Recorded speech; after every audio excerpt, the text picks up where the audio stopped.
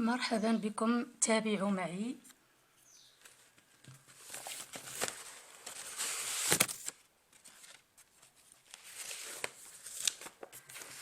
الصفحة رقم 14 نقوم بإنجازها لهذا اليوم من كتابنا mes apprentissages.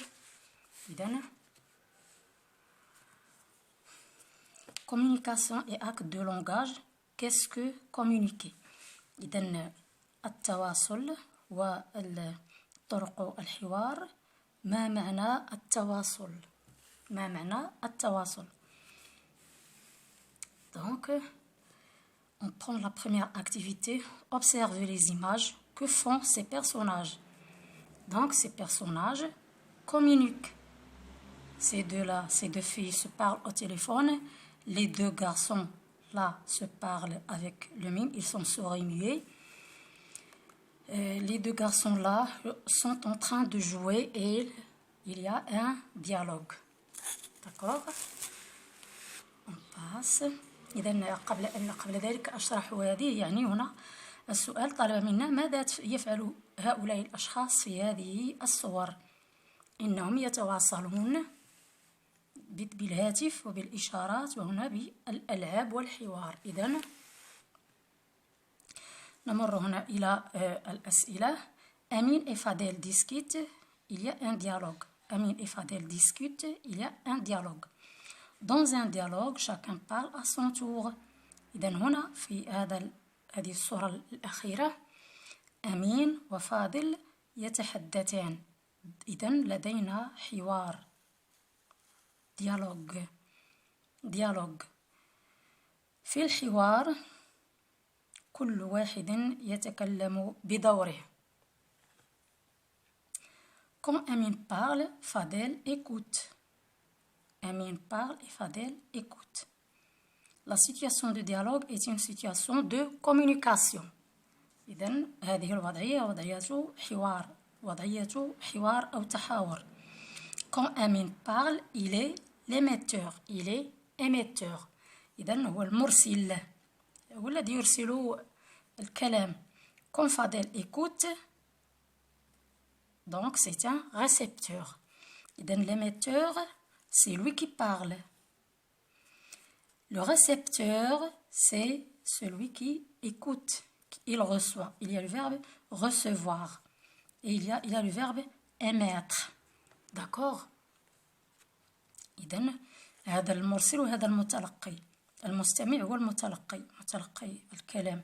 Ce que dit Amine à Fadel est un message. إذن الكلام الذي يقوله أمين لفاضل هو الميساج، هو الرسالة أو فحوى التواصل، مضمون التواصل. أظن أن هذا أصبح واضحا. نتابع في النشاط رقم 2. Activité 2. Fadel et Amine communiquent par le dialogue. Par quel autre moyen peut-on communiquer? Observez les images. إذن أمين وفاضل يتواصلان بالحوار. هناك عدة طرق أخرى للتواصل. انظر إلى هذه الصور واستخرجها. إذن هنالك طرق التحاور بالإشارة، des gestes mimiques, par lui ou par la météo ou bien الأحوال الجوية. هي أيضا نوع من التواصل. عندما نسمع الرياح تهب والأمطار وكذا فهذا نوع من التواصل. لدينا أيضا هنا في الكتب والسينما ووسائل الاتصال الحديثة من الهواتف والحواسيب وغيرها والتلفزيون والسينما، وكل هذه الأمور هي تدخل في إطار التواصل. وكذلك السينما وليزافيش. ليزافيش هي الطابلوهات الإعلانية التي يضعها أصحاب السينما أو المشاهير أو كذا ليوصلوا جديدهم لمتتبعين أو عن طريق المراسلة. إذن هذا الطفل يكتب رسالة لصديقه البعيد لأنه لا يتمكن من محاورته. Activité 3.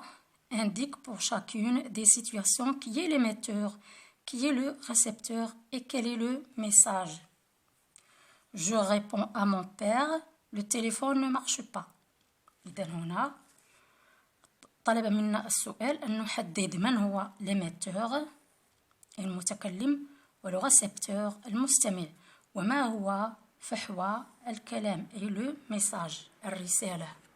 إذن je réponds à mon père qui est l'émetteur. D'abord c'est je, qui est le récepteur, c'est mon père. Et où est-ce qu'il est le message? Pardon, c'est le message. D'accord? Vous dites à votre maître, Saïd est absent. L'émetteur, c'est vous. Votre maître, c'est le récepteur. Et c'est le message.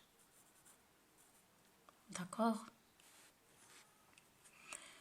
C'est les enfants saluent le directeur. Bonjour monsieur. Donc les enfants, c'est le émetteur. Émetteur. Le directeur, c'est le récepteur. Et bonjour, les paroles sont le message. Le directeur répond bonjour les enfants. On a émetteur. Le directeur, c'est l'émetteur ici. Répond. Où est le récepteur? Ce sont les enfants. Et il y a le message ici. Le récepteur n'est pas écrit ici dans cette phrase. Donc, il n'y a pas de récepteur. Mais on distingue le récepteur que ce sont les enfants parce qu'il leur donne une réponse. D'accord? Va faire tes devoirs, dit maman à Zineb. Donc, la maman, c'est émetteur. Zineb, récepteur. Et va faire tes devoirs, c'est le message. أظن أن هذا أصبح واضحا. شاركوا معي هذه الصفحات حتى تعم الفائدة لدى كافة التلاميذ والذين يحتاجون مثل هذه التمارين. والمهم شاركوها معنا على مواقعكم حتى نزيدكم من الجديد. إلى هنا يكون قد انتهى درسنا لهذا اليوم. نلتقي.